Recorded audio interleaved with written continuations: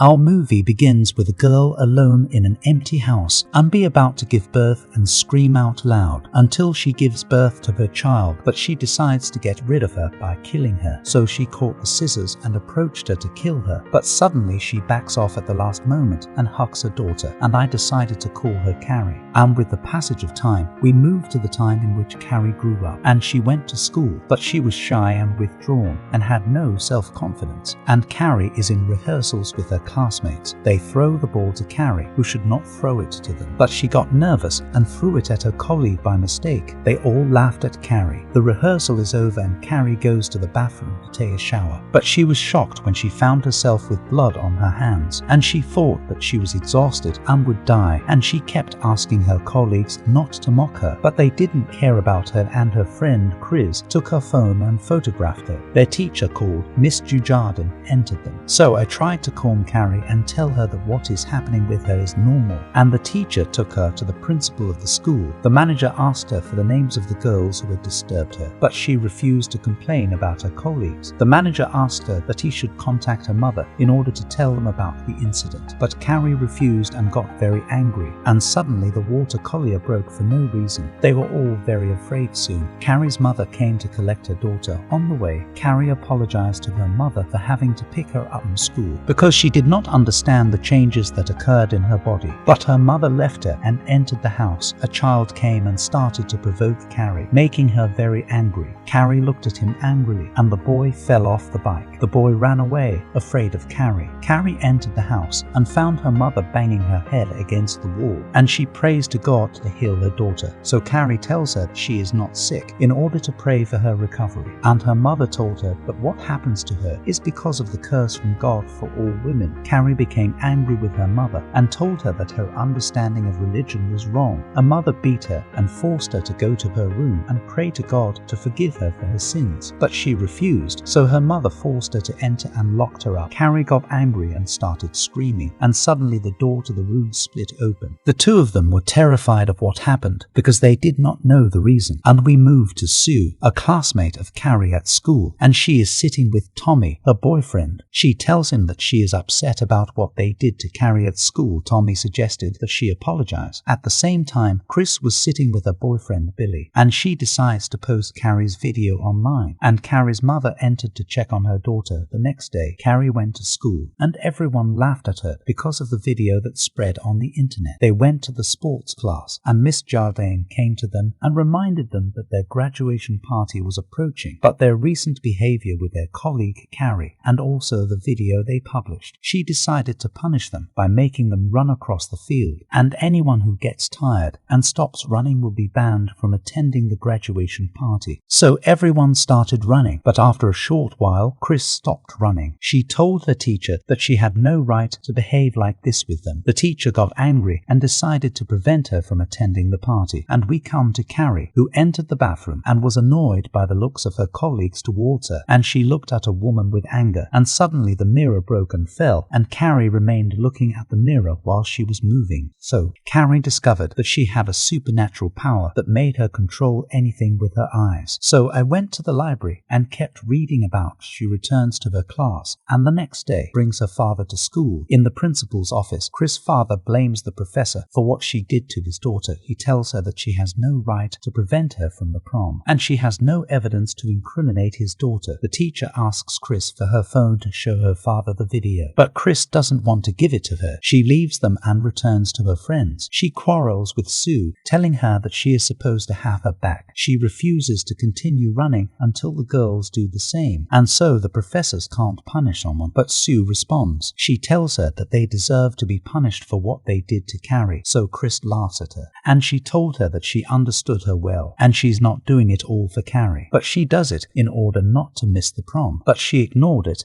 and left the school at the same time. Sue's mother went to the tailor's shop to get her daughter's graduation gown. There, Carrie's mother works and gives her the dress. Sue's mother apologized to her for what the girls had done with her daughter at school and thanked her for making the dress. And back to Carrie while she was sitting in her room. As she practices her superpowers, she becomes a book mover. And in her bed until her mother feels a strange movement inside the room. Once Carrie feels her mother, she pretends to be asleep. This is because she does not want to tell her mother anything about it. And here we return to Sue, who went to her lover Tommy in the exercise. She asks him to take Carrie to the prom. This is because she still feels guilty towards Carrie, but he refuses. Told her that I want to go with you to the party, and I kept begging him until he agreed to it. School. Tommy goes to meet Carrie and asks her to go to prom with him, but she left him and left quickly. But Tommy joined her and asked her why she was upset. She tells him that she knows he and Sue are related, and she asks him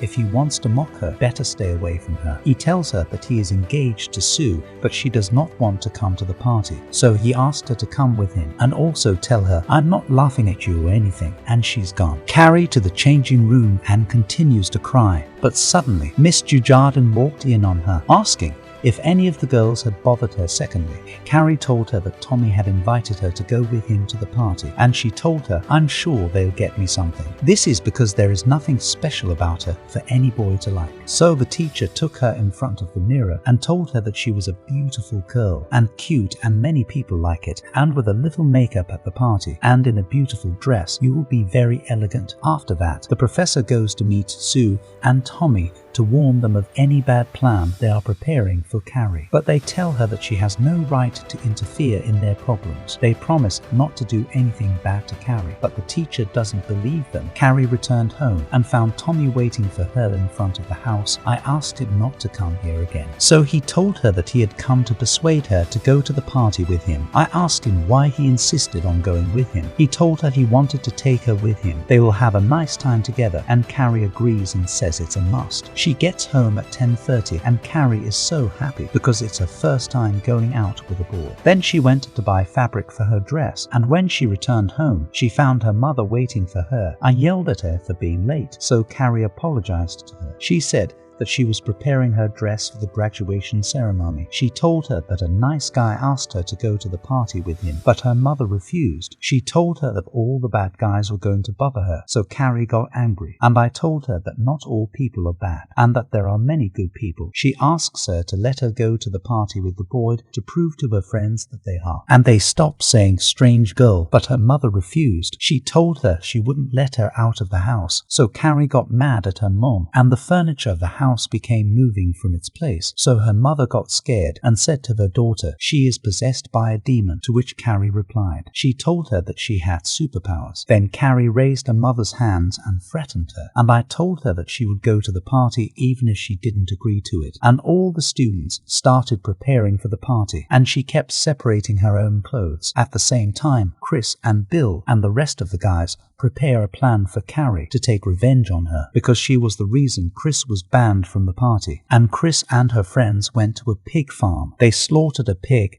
and put the blood in a bucket, and they hung it in the party hall. The day of the graduation ceremony comes, and Carrie is preparing herself, so her mother enters her. Or I told her if I took off the dress and called the boy and apologized to him, you can forgive her for everything she did with her. And her mother kept making strange movements. She beats herself, but Carrie tells her she won't listen, and she asked her mother to believe that this young man would not harm her as she thought. Carrie went out to see Tommy while he was waiting for her in front of the house, but her mother catches up to her and warns her that she will tell Tommy that she was accidentally pregnant with Carrie by her boyfriend without marriage, and what happened to her is a curse. Because of their mistake, Carrie had to lock her mom up so she wouldn't do it, and don't say anything to Tommy, and then go out to meet Tommy and send a message to Sue saying she's going to take revenge on Carrie for banning her from attending the party. Sue quickly came to the party to save Carrie for what they were going to do. Carrie and Tommy won the title of Best Two at the party, and they climbed the podium. Sue enters the party, but the teacher thinks she is coming to disturb Carrie, so she kicks her out of the party. Chris poured the bucket of blood on Carrie, and at the same time the video was played on the screens, and the audience kept laughing at Carrie. Then the bucket fell on Tommy's head, and he died. Carrie was very sad because she lost the boy who treated her so well, so she decided to take revenge on them using her magic power, and she closed all the doors of the place and began to fly them with her hands. So everyone entered the hall in a state of panic, and people were screaming and knowing how to get out of the hall, and Carrie killed everyone involved in Chris' plan. Then I ran out and chased after Chris and Billy, who had escaped in the car. She hits her foot on the ground, and the street splits into two halves. Billy went back in the car to step on Carrie, but she stopped him with her hand, and he hit his head on the crystal of the car and died, but Chris survived. Carrie took the car in her hand and threw it at a gas station, and the car exploded. Carrie went home. She found that her mother opened the door of the room and went out looking for her in the house, but she did not find her, so Carrie went into the shower, and she was still crying because of what had happened. Then she went out and found her mother in front of her, so she hugged her and apologized to her for not listening to her words, and she told her that she was mocked at the party, just as her mother had warned her. Her mother answered and told her that when she was pregnant with her, she wanted to kill her, and that is because she came to this life as a result of a mistake. But she couldn't do that to her daughter, and Carrie tried to calm her mother down, and she told her she didn't want to hear this, so her mother hugged her, and her mother was holding a knife and stabbed Carrie in the back, and Carrie tried to escape from her, but her mother insisted on killing her, so Carrie raised her hand and prevented her mother from killing her using her supernatural powers, and she gathered around her mother all the knives in the house and threw them at her, and then, after regretting it, she rushed to her mother and took out the knives, but her mother died. And at the same time, Sue went to Carrie's house, and I told her that she was coming to apologize and help her. The house began to fall apart, and Sue was trying to get Carrie out of the house, but she is devastated by her mother's death and refuses to leave the house.